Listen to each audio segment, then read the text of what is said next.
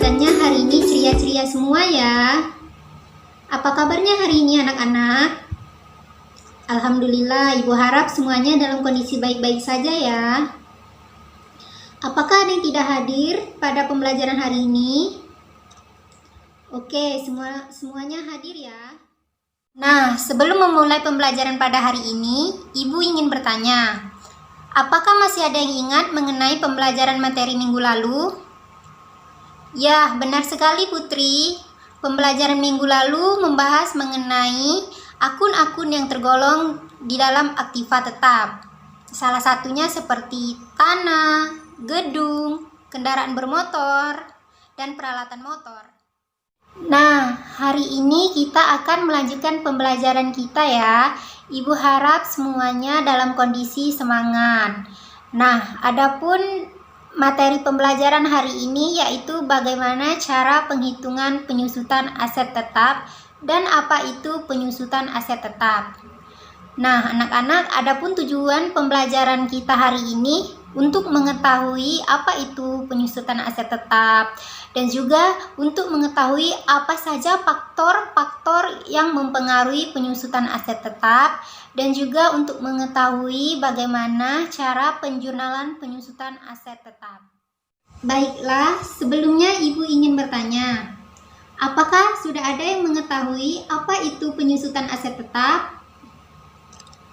Ya, benar sekali Rama. Penyusutan aset tetap adalah bentuk pengalokasian suatu harga perolehan aktiva tetap sebagai beban periode akuntansi dalam masa manfaat aktiva tetap tersebut. Kemudian, ada beberapa faktor yang mempengaruhi penyusutan aset tetap. Nah, perlu kalian ketahui anak-anak, ada 3 faktor yang mempengaruhi penyusutan aset tetap. Yang pertama yaitu nilai perolehan aktiva. Nah, nilai perolehan aktiva ini atau biaya perolehan adalah faktor utama untuk menentukan suatu penyusutan. Kemudian yang kedua yaitu perkiraan umur pakai aktiva. Pada perkiraan umur pakai aktiva ini, umur ekonomis ini dapat dinyatakan dengan jumlah unit yang diperkirakan dalam jangka waktu baik secara minggu, bulan ataupun tahun. Kemudian yang ketiga yaitu nilai sisa aktiva. Nilai sisa aktiva ini nilai yang dapat direalisasikan ketika aset itu terjual atau tidak dipakai lagi. Baiklah, selanjutnya Ibu akan menjelaskan materi mengenai metode penyusunan aset tetap. Nah, perlu kalian ketahui anak-anak, pada metode penyusunan aset tetap itu terdapat 3 cara. Yang pertama yaitu metode garis lurus atau yang sering kita dengar dengan sebutan straight line method. Nah, pada metode ini dapat menggunakan rumus yaitu beban penyusutan per tahun sama dengan biaya perolehan dikurang nilai residu kemudian dibagi umur manfaat atau sering kita dengar umur ekonomis. Kemudian yang kedua, pada yang kedua ini terdapat 2 cara anak-anak. Yang pertama yaitu metode jumlah angka dan kemudian yang kedua yaitu metode pembebanan menurun. Nah, pada metode jumlah angka ini dapat menggunakan rumus beban penyusutan per tahun sama dengan sisa masa manfaat dibagi jumlah angka per tahun. Kemudian dikali biaya perolehan dikurang nilai residu.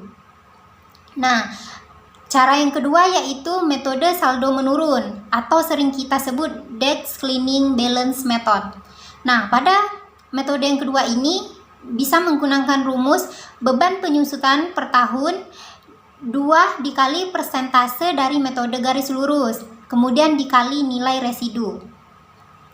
Nah, yang ketiga yaitu metode aktivitas. Pada metode aktivitas ini cara rumusnya yaitu beban penyusutan per tahun sama dengan biaya perolehan dikurang nilai residu kemudian dibagi total aktivitas. Nah, anak-anak, apakah ada yang ingin ditanyakan mengenai metode perhitungan aset tetap? Oke, jika belum ada yang bertanya, Ibu akan memberikan contoh soal terlebih dahulu ya. Nah, anak-anak, di sini Ibu mempunyai contoh soal. Contoh soalnya itu seperti ini. PT ABC pada tahun 2019 memiliki mesin dengan harga perolehan sebesar 70 juta dengan nilai sisa sebesar 10 juta. Mesin ini diperkirakan dapat beroperasi selama 5 tahun. Nah, hitunglah tarik penyusutannya menggunakan metode garis lurus. Apakah ada yang bisa mengerjakannya? Ya, Ibu ingin bertanya, siapa yang ingat mengenai metode garis lurus? Oke, benar sekali. Rumusnya yaitu beban penyusutan sama dengan biaya perolehan dikurang nilai residu, kemudian dibagi masa manfaat atau umur ekonomis. Cara perhitungannya yaitu di sini biaya perolehannya sebesar 70 juta. Kemudian nilai residunya sebesar 10 juta. Kemudian kita dapat lihat umur ekonomisnya selama 5 tahun. 70 juta dikurang 10 juta sama dengan 60 juta. Kemudian dibagi 5. Nah, 60 juta dibagi 5 yaitu 12 juta. Nah, di sini kita hitung per tahun. Kemudian 12 juta dibagi 12 yaitu 1 juta per bulan.